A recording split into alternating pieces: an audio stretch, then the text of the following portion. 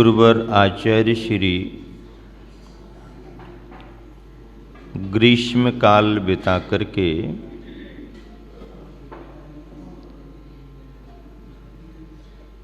मध्य प्रदेश के सागर नगर में विराजमान थे। ग्रीष्म काल का आखिरी समय चल रहा था।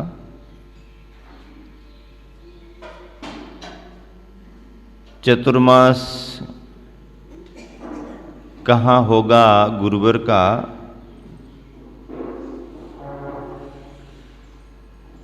सभी लोग अपनी अपनी चर्चाओं में लगे थे।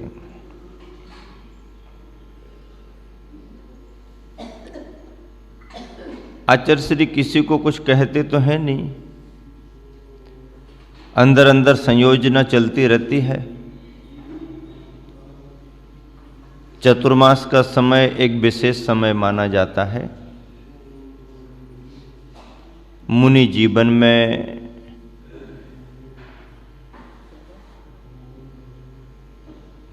प्रवास के संदर्भों में योग धारण का कथन शास्त्रों में आता है। मूलाचार आदि विशिष्ट ग्रंथों में 3 तरह के योगों का कथन है। ग्रीष्म योग, वर्षा योग और शीत योग। गर्मी के समय में गर्मी की तीक्ष्णता रहती है। सर्दियों के समय में सर्दी की तीव्रता में सभी के शरीर में विटामिन सी करने का जोर रहता है।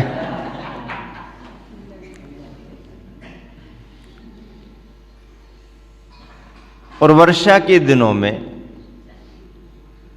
बारिश का काल होने से प्राकृतिक दृष्टि से आवागमन में बाधा होती है। तीनों योगों के बारे में मूलाचार ग्रंथ में ये कहा है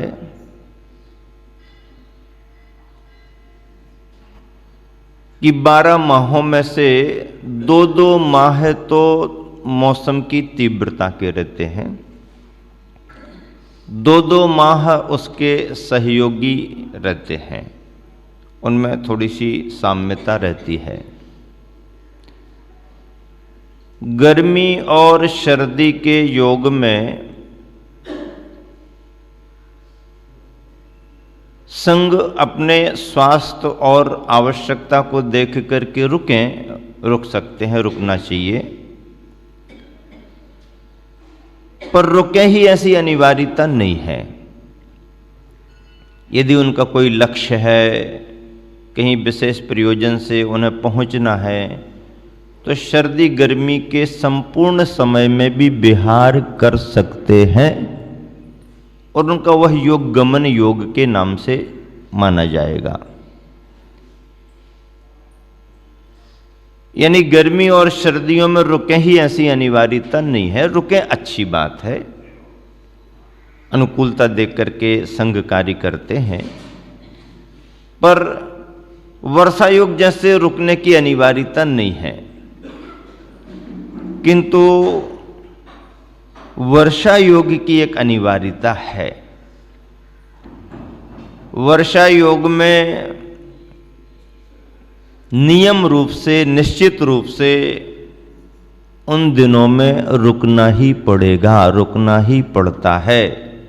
अब चाहे प्रकृति में बारिश हो या ना हो, ऐसा जरूरी नहीं है कि बारिश होगी तभी रुकेंगे।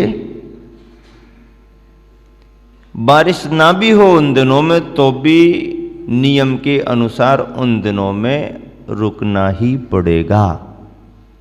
और अन्य दिनों में यदि बारिश होना शुरू भी हो जाए तो भी ऐसा नहीं कह सकते अब बारिश शुरू हो गई तो वर्षा योग धारण कर लो। नहीं, वो बेमौसम की बात अलग है। सर्दियों में मैंने गुरुवर के शीत योगों को देखा है, गर्मियों के मैंने गुरुवर के ग्रीष्म योगों को देखा है। सहज रूप से दिन में खान पान करने वाले, कई बार पानी पीने वाले लोगों को भी मौसम की तीक्ष्णता में असुविधा होने लगती है। फिर तपस्रण में ढले हुए संघ, महाव्रतीजन, व्रतीजन इन मौसम में भी कैसे साधना करते हैं, ये देखते देखते अब अपन को सहज लगने लगा है।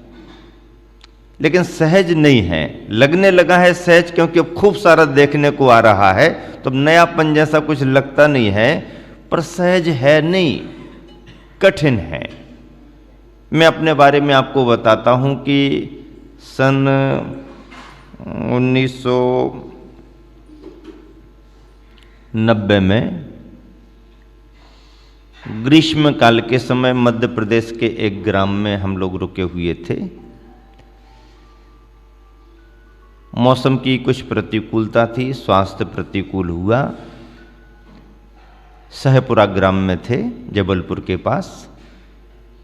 तो समाज बंधुओं ने जानकारी लेकर के ग्वालियर के एक बैनी माधव शास्त्री ब्राह्मण पंडित जी थे, वो बड़े वैद्य थे, कॉलेज के प्रोफेसर भी थे, उनको बुलाया दिखाने के लिए। तो उनको पहली बार ऐसा किसी मुनि के पास आने का अवसर मिला। उन्हें ऐसी कल्पना नहीं थी। जैन मुनि के बारे में जानकारियां तो रखते थे, लेकिन इतनी निकटता से कभी उनको बातचीत करने का मौका नहीं मिला। वो आए और बातचीत करते करते पूछताछ भी कर ली, समझ भी लिया, मौसम भी समझ रहे थे। तो फिर उन्होंने जो भी अपना फार्मूला बनाया, वो कहने लगे कि दिन में 3 टाइम आपको ये दवाइयाँ लेना पड़ेंगी। तो हम हंसने लगे, लोग भी हंसने लगे। वो कहने लगे, बैद जी, महाराज जी तो एक ही बार लेते हैं, एक ही बार लेते हैं।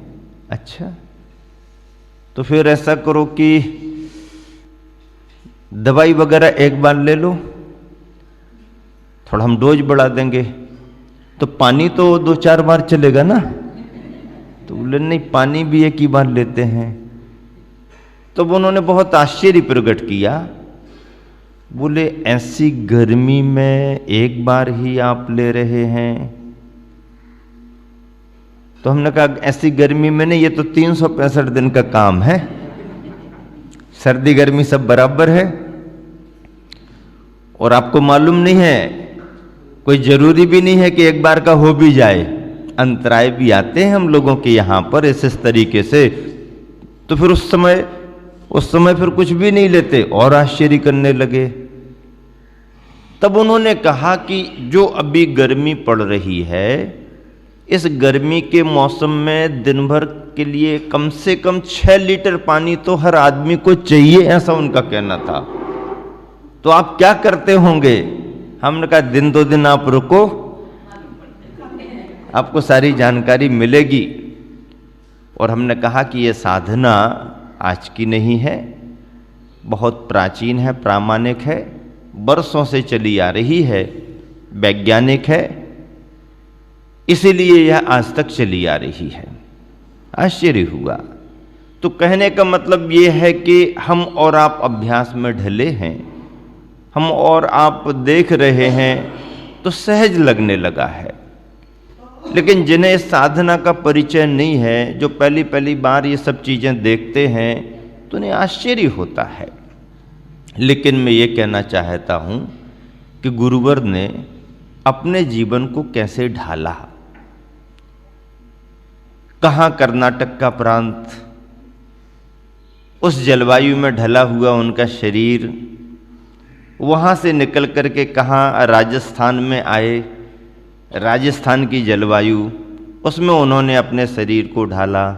और वहाँ से फिर विहार करते हुए मध्य भारत, मध्य प्रदेश, अन्य प्रदेशों में आना हुआ। और उसमें अपने शरीर को ढाला। जलवायु उन्हें अनुकूल है कि प्रतिकूल है ये कौन जाने, लेकिन शरीर को वो ढाल रहे हैं और ढल गया है उनका शरीर।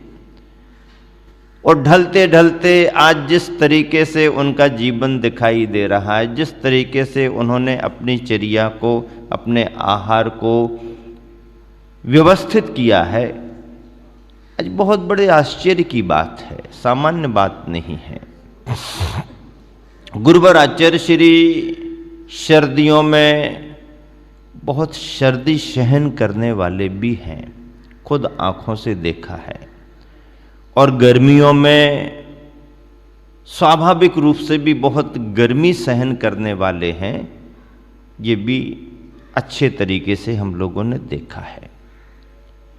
बाहरी साधन तो गुरुवर को, आचार्य श्री को या संघ को है ही नहीं। और इसलिए मैं बार बार कहा करता हूं कि साधु की शोभा तो साधनों से नहीं होती, साधना से होती है। साधु की शोभा साधनों से नहीं, साधना से होती है। ऐसा नहीं है कि बहुत सारे साधन हैं, बहुत सारे ये सब चीज़ें हैं तो बहुत बड़ा वो हो जाएगा, ये दुनिया की नज़र हो सकती है। लेकिन जैन साधना पद्धति में, श्रमणचर्या में साधनों को महत्व नहीं है।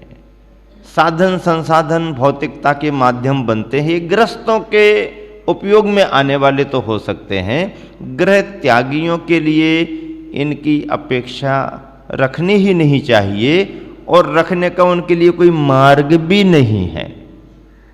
हाँ, शरीर यदि अपना उतना प्रकृति में साथ नहीं दे पाता है तो प्रकृति की विरुद्धता से बचाव करें और स्वाभाविक रूप से जो भी नेचुरल कक्ष हैं, कमरे हैं, धर्मशाला हैं, भवन हैं, मंदिर हैं, मंदिर परिसर हैं, सर्दी गर्मी से उनमें रह करके बचाव करें।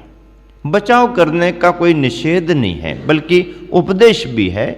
प्रकृति सबकी एक सी नहीं होती है, शरीर साधना का माध्यम है। उसे व्यवस्थित रखने के लिए मौसम की तीक्ष्णता से बचाव कर लेना भी जरूरी है। और उस प्रबंध में जो भी योग्य हो, ये प्रदेश ज़्यादा गर्म लगता है, ऐसे प्रदेश में चले जाओ जहाँ तुम्हारी प्रकृति जमे। ये प्रदेश ज़्यादा ठंडा है, ऐसे प्रदेश में चले जाओ जहाँ पर तुम्हें थोड़ी उष्णता मिले, सर्दी गर्मी से बचाव हो। इसमें कोई बाधा नहीं है। यह साधक के लिए एक सहज आवश्यकता भी होती है। फिर अपने पुरुषार्थ से उसे कैसे कैसे बढ़ाएं, वो उसका अपना स्वयं का भाव है। लेकिन साधनों से बचना तो बहुत जरूरी है, क्योंकि साधनों का कोई अंत नहीं होता। और साधनों के आदि एक बार कोई हो जाए तो फिर वो त्याग जैसा स्वरूप और फर्क समझ में नहीं आता है। गुरुवर आचार्य श्री ने स्वयं को, अपने आप को और संघ को प्रारंभ से ही इस रूप में ढाला है जो आज भी चल रहा है। वैयावृत्ति साधु की, त्यागी की खूब होना चाहिए, उसमें ग्रस्तों के द्वारा कोई कमी नहीं होना चाहिए। गर्मी के मौसम में ऐसी वैयावृत्ति उनकी होना चाहिए कि उनको गर्मी का एहसास कम हो या थोड़ी सी उनकी प्रकृति में अनुकूलता बने। सर्दियों के दिनों में भी करें। वैयावृत्ति सेवा में किसी भी त्यागी पिच्छीधारी की कोई कमी नहीं होना चाहिए, लेकिन साधनों से स्वयं बचना चाहिए और बचाना भी चाहिए। ये भी एक अच्छे गृहस्थ का एक धर्म भी माना गया है। बाकी सेवा में तो कोई कमी होनी ही नहीं चाहिए। आचार्य श्री ने अपने जीवन में इस बात पर बहुत गौर किया है और समाज में रहते हुए भी इस लक्ष्मण रेखा को कभी किसी को उल्लंघन नहीं करने दिया। लक्ष्मण रेखा कह रहा हूँ कितने ही कोई भी साधन संपन्न लोग आ जाएं तो दूरी बना करके उनको मार्गदर्शन दे दिया, आशीर्वाद दे दिया, बातचीत कर ली, पर संघ की चर्या में कहीं किसी का हस्तक्षेप इन मामलों में उन्होंने स्वीकार नहीं किया। और यही कारण है इस कलिकाल पंचम काल में भी आज संघ और विशेष रूप से गुरुवर आचार्य श्री अपनी अलग प्रकार की पहचान बनाए हुए हैं। जैन ही नहीं बल्कि जैनेतरों के ख्याल में भी ये बात बहुत अच्छे तरीके से आ चुकी है। इस वर्ष के चतुर्मास की संभावनाएं, कहें अटकलें, बहुत तेजी से चल रही थीं।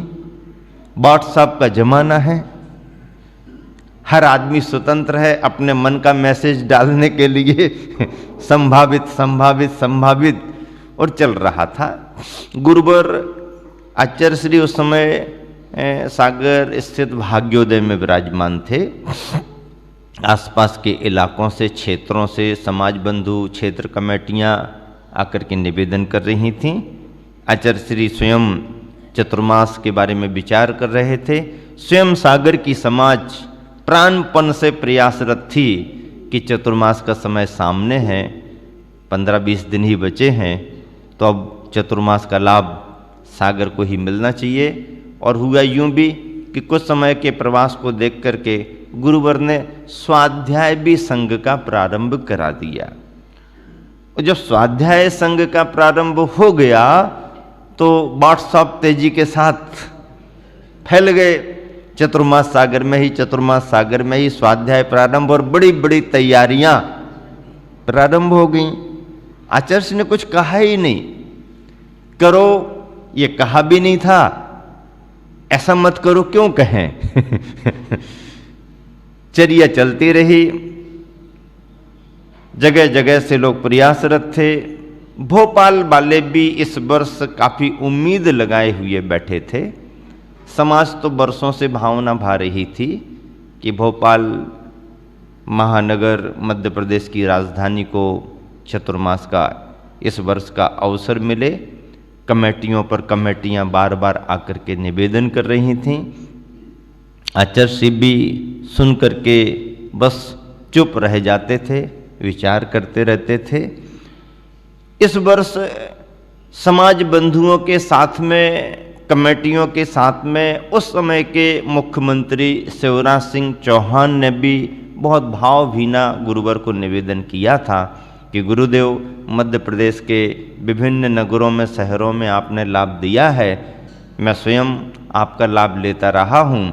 हमारी भावना है कि आप राजधानी भोपाल पधारें तो समाज तो लाभ लेगी, बड़े स्तर पर राजनीतिक लोगों को भी आपका मार्गदर्शन और आशीर्वाद मिलेगा। ऐसा निवेदन वो कुंडलपुर महामस्तकाभिषेक के समय से करते आ रहे थे। आचार्य श्री स्वाध्याय प्रारंभ करा चुके थे। संगस्त मुनि जन भी आश्वस्त जैसे हो रहे थे कि अब समय ज़्यादा नहीं है, स्वाध्याय शुरू हो गया।